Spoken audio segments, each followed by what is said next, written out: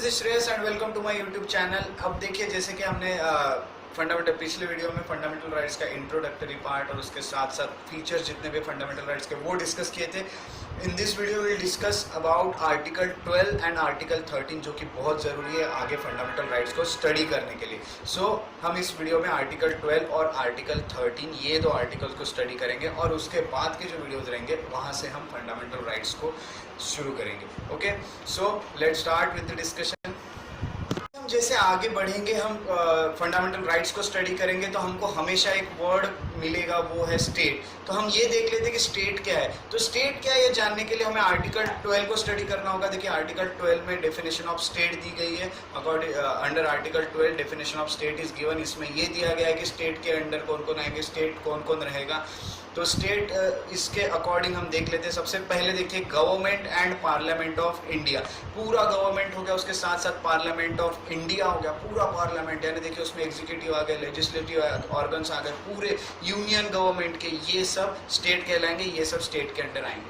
अब देखिए जो सेकेंड है ये दिया गया है government and legislature of state. जो स्टेट के लेजिस्लेचर है उसमें एग्जीक्यूटिव हो गए, लेजिस्लेटिव ऑर्गन हो गए, ये सभी स्टेट गवर्नमेंट के, ये सब ये स्टेट के अंडर आएंगे, ये सब स्टेट कहलाएंगे। उसके बाद देखिए थर्ड ये है कि ऑल लोकल अथॉरिटीज़, जितनी भी लोकल अथॉरिटीज़ है, जैसे कि म्यूनसिपालिटीज़ हो गई, सिटीज़ में म्यूनसिपालिटीज़ रहती है, विलेजेस में पंचायत रहती है, डिस्ट्रिक्ट बोर्ड्स हो गए, इम्प्रूवमेंट ट्रस्ट हो गए जो कि सिटीज़ में हमें दिखते हैं, ये सब जितने भी रहेंगे एंड सो ऑन, ये सब लोकल अथॉरिटीज़ ये भी स्टेट में इंक्लूड होगी, ये सब स्टेट कहलाएंगे। उसके साथ साथ जो फोर्थ दिया है वो ऑल अदर। अब इनको छोड़ के जितनी भी अदर अथॉरिटीज़ है जो कि स्टैट्यूटरी हो या नॉन स्टैट्यूटरी हो, जो गवर्नमेंट की है, जैसे कि LIC हो गई, ONGC हो गई, सेल हो गए, गेल हो गए, भेल हो गए, ये सब जितने भी गवर्नमेंट के हैं, ये पब्लिक सेक्टर्स, ये सब यहाँ पे स्टेट की डेफिनेशन में आएंगे, ये सब स्टेट कहलाएंगे।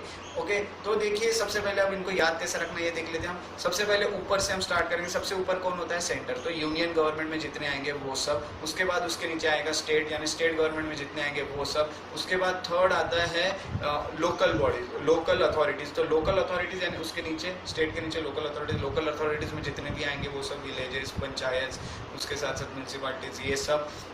उसके साथ साथ और नीचे आता है तो और पब्लिक कुछ ऐसी अथॉरिटीज़ बची हुई जो गवर्नमेंट के अंडर काम कर रही है, जैसे कि LIC, ONGC, सेल, गेल, बेल, ये सभी। Okay, so this is about the article 12, that is definition of state.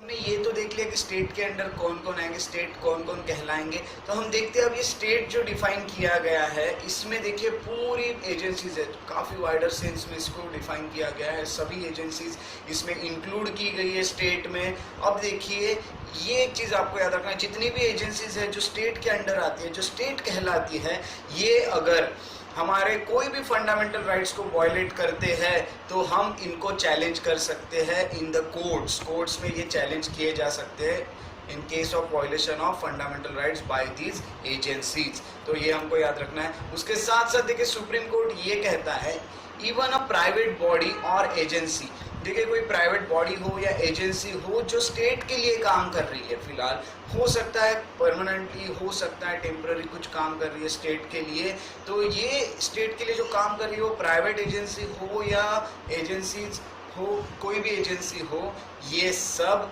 State के अंडर आएगी, ये सब स्टेट कहलाएंगी। These all agencies included under the state as per the supreme court. तो ये state में अंडर आर्टिकल 12 में ये लोग भी इंक्लूड किए जाएंगे।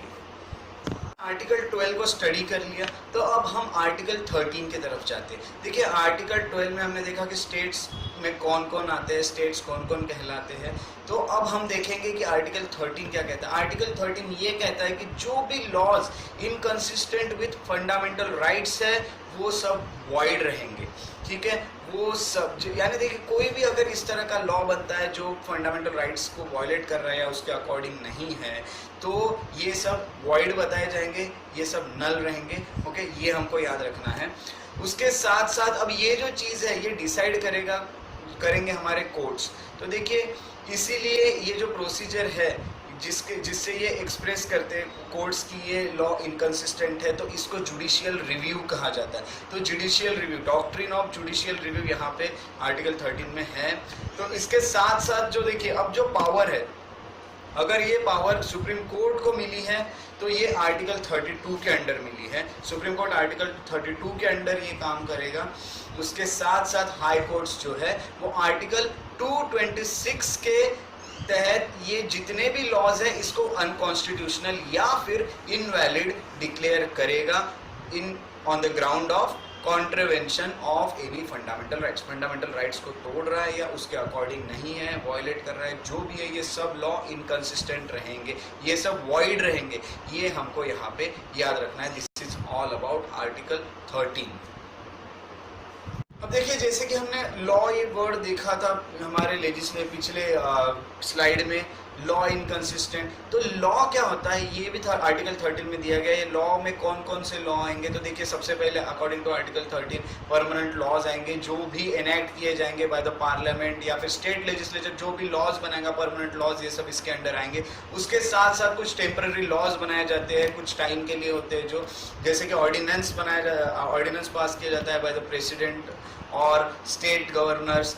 ये सब जितने भी टेम्पररी लॉज है जैसे ऑर्डिनेंसेस और ये सब भी लॉ के अंडर आएंगे, ये जो लॉ बताया गया है आर्टिकल 13 में। उसके साथ साथ देखिए कुछ ऑर्डर्स या फिर कुछ रूल्स हो गए, रेगुलेशंस हो गए, कुछ नोटिफिकेशन हो गए जो कि दिए जाते हैं एग्जीक्यूटिव लेजिस्लेशन से, तो ये सब भी ये लॉ के अंडर आएंगे। उसके साथ साथ कुछ non legislative sources of law है, ठीक है, जो लेजिस्लेटिव नहीं है, जो बनाए नहीं गए हैं, ये सब जो भी चले आ रहे हैं लॉज, कस्टम वाले हैं, वो जैसे हमारा कस्टम है, कुछ लॉ चले आ रहे हैं, वो सब भी इसके अंडर आएंगे। Okay, so this is about the term law.